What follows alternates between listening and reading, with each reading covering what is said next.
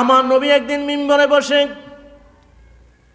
সাহাবীদের বলল, ও আমার সাহাবীরা, কিয়ামতের ময়দানে আমার উম্মতের মধ্যে হযরত আদম থেকে শুরু করে সিংহায় ফু দেওয়া পর্যন্ত যত মানুষ পৃথিবীতে আসবে, সমস্ত মানুষগুলি কিয়ামতের ময়দানে 120টা কাতার হবে। কয়টা কাতার হবে? কথা বুঝেননি আপনারা? না বুঝতে বললেন। 120টা কাতার হবে। 120 কাতারের মধ্যে আমি নবীর উম্মত হবে 80 কাতার। আল্লাহু আকবার, মারহাবা বলেন, মারহাবা। আমার নবীর উম্মত হবে 80 কাতার।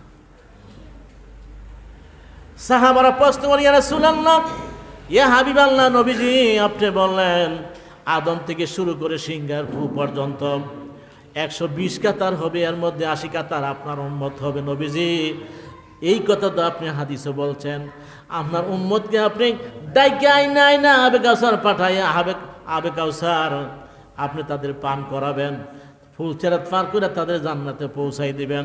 এখন নবীজি 120 কাতার, এক কাতার কত মানুষ তা নবীজি বলে নাই। নবীজি বর্তমানে আছে প্রায় 600 কোটি মানুষ। কয়শো? আর কিয়ামত কবে হবে এটা আল্লাহ জানে, কেউ জানে?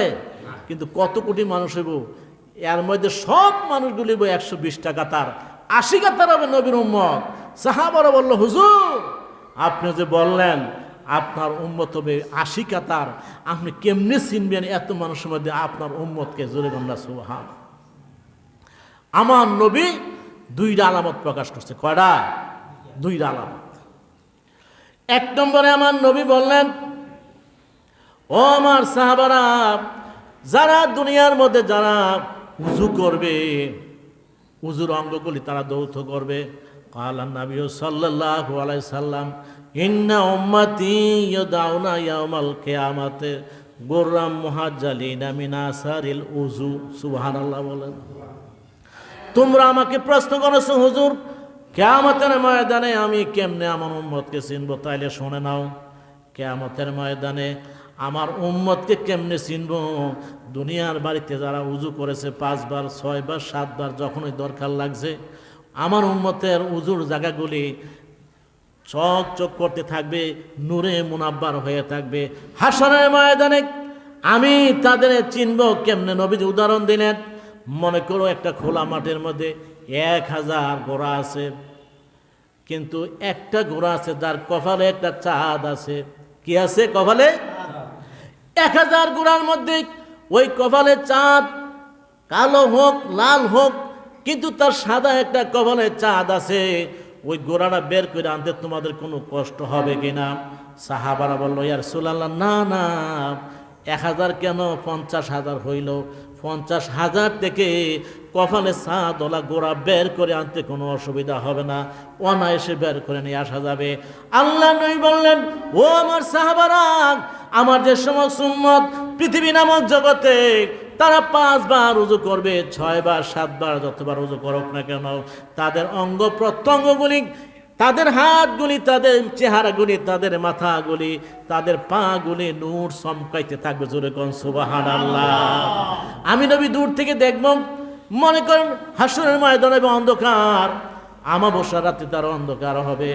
অন্ধকারের মধ্যে টর্চ টিপ দিলে যেমন আলো হইয়া যায়, আমার উম্মতের উযুর জায়গাগুলি এইভাবে নূর চমকাইতে থাকবে। জোরে কোন সুবহানাল্লাহ।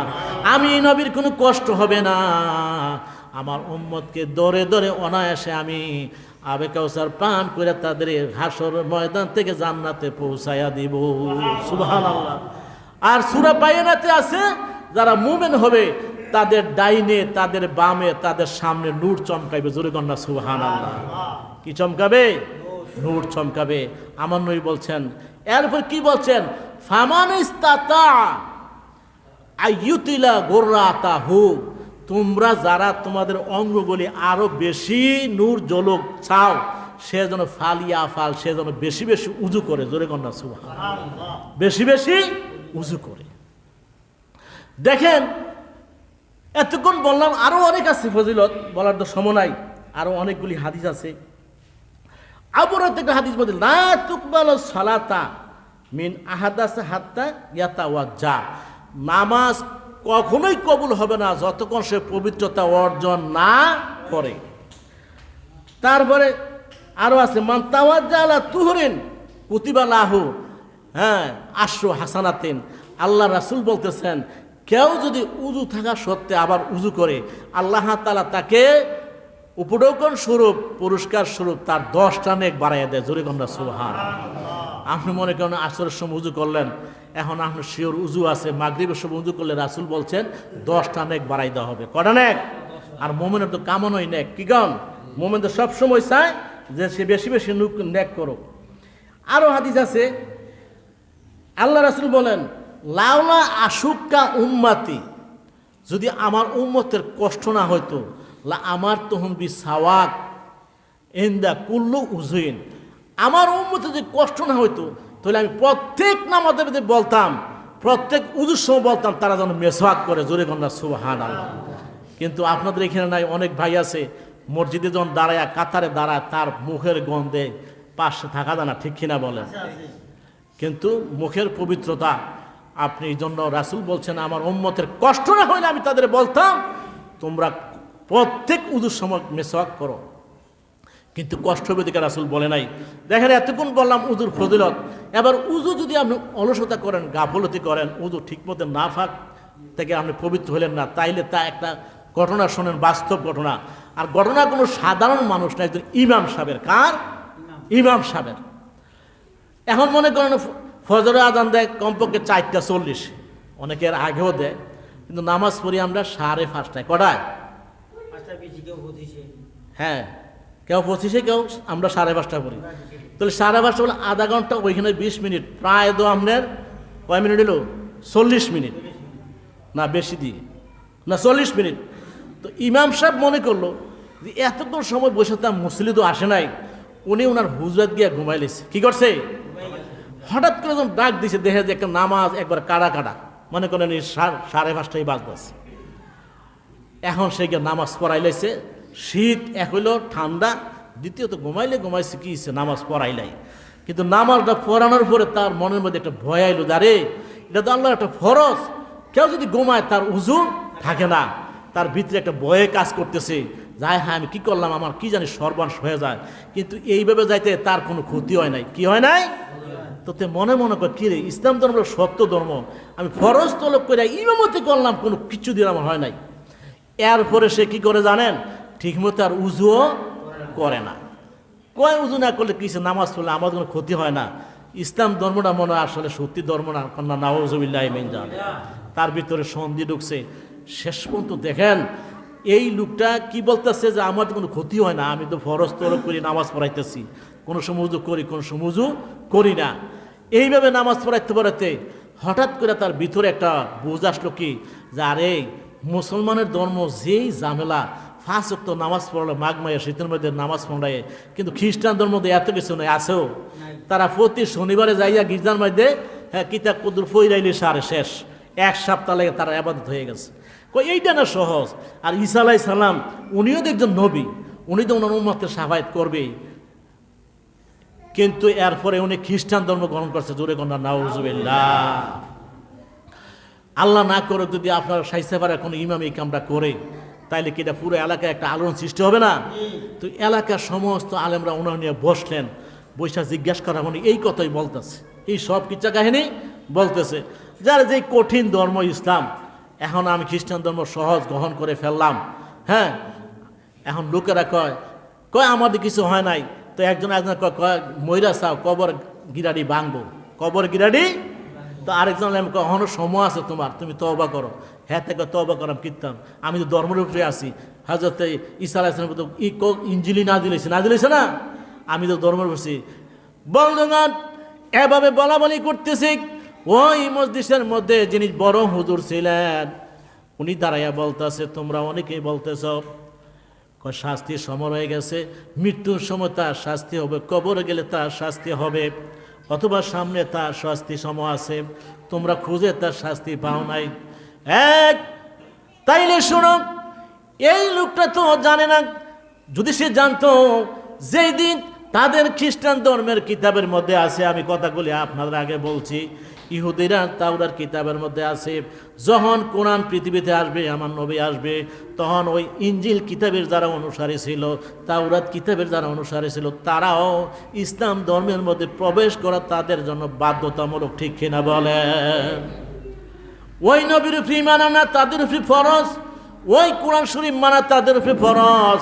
বলছে ভাই তুমি বলতেছো তোমার কোনো ক্ষতি হয় নাই, তুমি ধর্মের মধ্যে আসো, ইসলাম ধর্মের থেকে তুমি খ্রিস্টান ধর্মে চলে গেছো, কিন্তু তুমি তো জানো না শরীয়ত।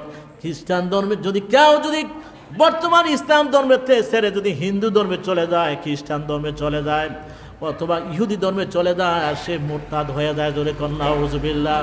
ইসলামী রাষ্ট্র তাকে কতল করা ওই ইসলামী রাষ্ট্রের জন্য ওয়াজিব। আমি সেই না বলি না ভাই, তুই বলতেছো তোমার কোনো অসুবিধা হয় নাই, ও আমার ভাই তাইলে তুমি শোনো। একটা তুমি মনে করেছো, আমরা মনে করি আমার একটা চাকরি আছে, এটা একটা সম্পদ, আমার একটা বাড়ি আছে, এইটা একটা সম্পদ, আমার একটা গাড়ি আছে, এইটা একটা আমার সম্পদ, আমার একটা বড় ব্যবসা আছে, এইটা আমার সম্পদ, আমার ছেলে মেয়ে আছে, এইটা আমার সম্পদ, আমার বিবি আছে, এইটা আমার সম্পদ। ও আল্লাহর বান্দা, তুমি জানো না আমার আল্লাহ রাব্বুল আলামিন নবী বলেছেন, এই পৃথিবীতে তোমার গাড়ি আছে সম্পদ, তোমার বাড়ি আছে সম্পদ, তোমার ছেলে মেয়ে আছে সম্পদ, তোমার চাকরি আছে সম্পদ, তোমার বড় ব্যবসা আছে সম্পদ। না না, সবচেয়ে বড় সম্পদ হইল আল্লাহ তাআলার নিয়ামত ঈমান। সুবহানাল্লাহ। সবচেয়ে বড় নিয়ামত কি? ঈমান। তুমি যে আল্লাহর একটা ফরজকে অবহেলা করার কারণে তোমার ঈমান চলে গেছে, তুমি মুরতাদ হয়ে গেছে, সেই খবরই তোমার নাই, সেই খবরই তোমার নাই। তুমি মনে করছো খ্রিস্টান ধর্মে আসো, ঈসা নবী তোমার শাফায়াত করে জান্নাতে নিয়ে যাবে। আর যদি ঈসা নবী জীবিত থাকতো, তাহলে ঈসা নবী সহ আমার নবীর উপরে ঈমান আনা ওয়াজিব ছিল। জোরে কন্যা সুবহানাল্লাহ। কি ছিল? কি ছিল? ওয়াজিব ছিল। তাহলে চিন্তা করেন ভাই, তখন সে বুঝতে পারছে সর্বনাশ, আমি করলাম কি করলাম কি। আসলে তো একটা ঈমান একটা মানুষের জন্য সবচেয়ে বড় সম্পদ হলো ঈমান, ঠিক কিনা বলেন? আল্লাহ রসুল বলছেন 7টা মুলুকের মালিক, 7টা মুলুক মানে 7টা রাজ্যের মালিক, বাংলাদেশ, ভারত, পাকিস্তান, হ্যাঁ, তারপরে ইন্ডিয়া, ভুটান, এইভাবে 7টা দেশের মালিক একটা কাফের বাদশা। আর আল্লাহ তাআলার কাছে যার কিছু নাই, এইমাত্র কলমাটা পড়ছে, নবী বলে ওই 7টা মুলুকের বাদশা থেকে এইমাত্র যে কলমা পড়ছে তার কোটি কোটি দাম বেশি। জোরে কন্যা আল্লাহর কাছে তার দাম বেশি। দুনিয়ার জিন্দিগি কোনো জিন্দিগি না, সামান্য কিছুদিন। আসল জিন্দিগি হলো আখিরাত। যার ঈমান নাই তার আখিরাতে নাই, ঠিক কিনা বলেন? তখন লোকটা বুঝে যায় সর্বনাশ, আমি করলাম কি। তখন ওই জায়গায় লোকটা তওবা কইরা আবার সে মুসলমান হয়েছে। কি হয়েছে? তাহলে ভাই, আল্লাহ নবীর রাস্তা দিয়ে যাইতেছেন, হাদিসগুলি আছে, বলার সময় নাই, হঠাৎ করে নবীজির গাদার একটা লাভ দিছে। নবীজি অনেক কষ্ট করে গাদার জিমে ধরে রাখছে, পড়ে গেল। সাহাবার কা হুজুর এত বড় একটা গাধাটা এত বড় একটা লাভ দিল, কারণ কি? হুজুর বলল, আমি যা দেখি তা তোমরা দেখো না। সুবহানাল্লাহ বলেন। আমার আল্লাহ যা শোনায় তা তোমরা শোনো না। এই গাধাটায় এই জন্য এত বড় লাভ দিছে। হাদিস শরীফে আসছে, যারা কবরে আযাব গজব হয় তারা এত বিকট আওয়াজ করে, তাদের আওয়াজটা সূর্য উদয় এবং অস্ত পর্যন্ত যায়, কিন্তু মানুষের জিনিস শোনো না। জোরে গন্ডা সুবহানাল্লাহ। কিন্তু পশু পাখি শুনে। কে শুনে?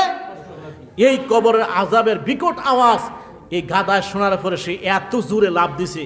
তখন নবীজি নামছেন, নাইমা নবীজি দোয়া করছেন, বলছেন, শোনো হুজুর কেন আযাব? কয় 2 কারণে। কয় কারণে?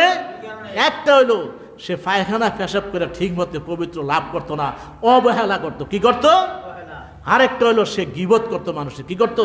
নামিনা গীবত করতো, নামিমা গীবত করতো। এই 2 কারণে কবরের মধ্যে আযাব হইতেছে। তখন রাসূল বললেন, তোমরা খেজুরের ডাল আনো। খেজুর ডালটা বসাই দিলেন। বলেন, হুজুর খেজুর ডাল কেন বসাইছেন? কই খেজুর ডালটা জীবিত যতদিন আল্লাহ ডাকে ততদিন তার কবরের মধ্যে আযাবটা কম হবে। জোরে কন্যা সুবহানাল্লাহ। তাইলে ভাই, এখন পবিত্রতার মধ্যে অবহেলা করা যাবে? শীত আসতেছে, অনেকেই দেখছি শীতের সময় পাউডা সুবা দিয়ে চলে আসে। আমরা বলি ভাই তাকাই দেন, চান দিয়ে পানি লাগছে না। আসলে কিন্তু প্রয়োজনে যারা হয়তো মনে করেন ঠান্ডা পানিটা আপনার কষ্ট হয়, গরম পানি কিনে উজু করবেন, তবে এই কাজ করা যাবে। আল্লাহ তাআলা আমাদেরকে, আমরা যেন প্রত্যেকটি আবাদতের আগে পবিত্রভাবে হয়ে আমরা আবাদত করতে পারি। বিশেষ করে সব সময় উজুর সাথে থাকলে ইমানের সাথে মৌত হইবে। জোরে গন্ডা আলহামদুলিল্লাহ। আল্লাহ তাআলা আমাদেরকে আমল করার তৌফিক দেন।